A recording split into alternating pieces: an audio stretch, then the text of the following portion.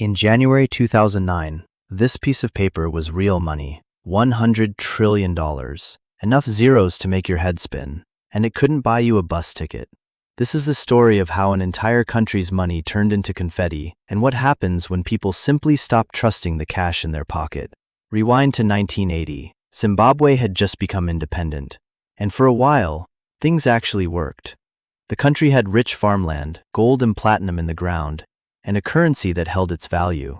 People called it the breadbasket of Africa. It grew enough food to feed itself and export the rest. For about a decade, life was stable. Nobody imagined that within 20 years, the money in their wallets would be worth less than the paper it was printed on. Then, in the year 2000, the government launched a massive land reform program, taking large commercial farms and redistributing them. The goal, on paper, was fairness.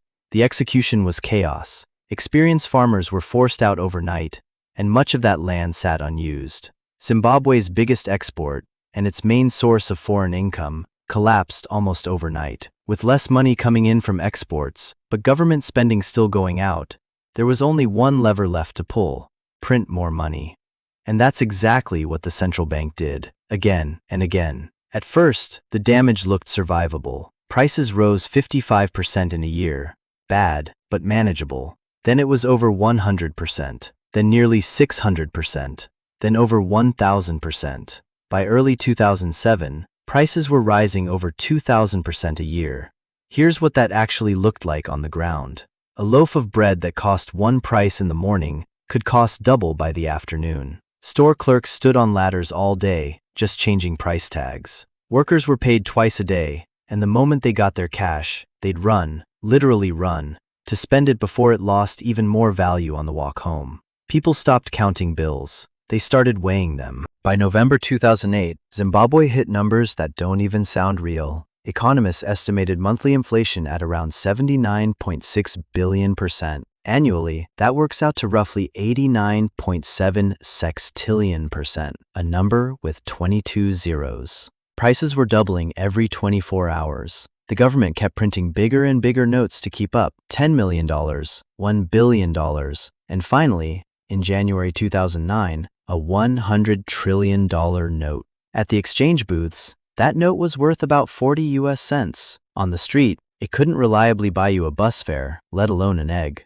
Zimbabwe had, in effect, printed its own money into meaninglessness. Eventually, people just stopped. Shopkeepers refused to accept Zimbabwean dollars at all. Prices were quietly quoted in US dollars or South African rand instead, even though it wasn't official. The government had lost control, not through a single dramatic event, but because millions of ordinary people, independently, decided the money in their hands was worthless. By April 2009, the central bank gave up. It stopped printing the currency altogether and let foreign currencies take over completely. Here's the strange twist. The moment Zimbabwe let go of its own currency, things actually got better, fast. Store shelves, which had been empty for months, started filling up again. By 2011, the economy was growing at over 9% a year, but the human costs never really got reversed. An entire population's life savings, pensions, and bank balances had been erased, not stolen, just evaporated. People who had worked their whole lives to save for retirement watched those savings become worth less than a bus ticket in the space of about 18 months. A $100 trillion note now sells to collectors online for a few dollars, worth more today as a novelty than it ever was as money.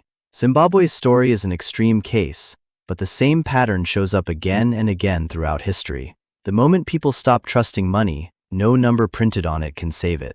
Next time, the one trader who single-handedly bankrupted a 233-year-old bank without anyone finding out until it was too late. Subscribe so you don't miss it.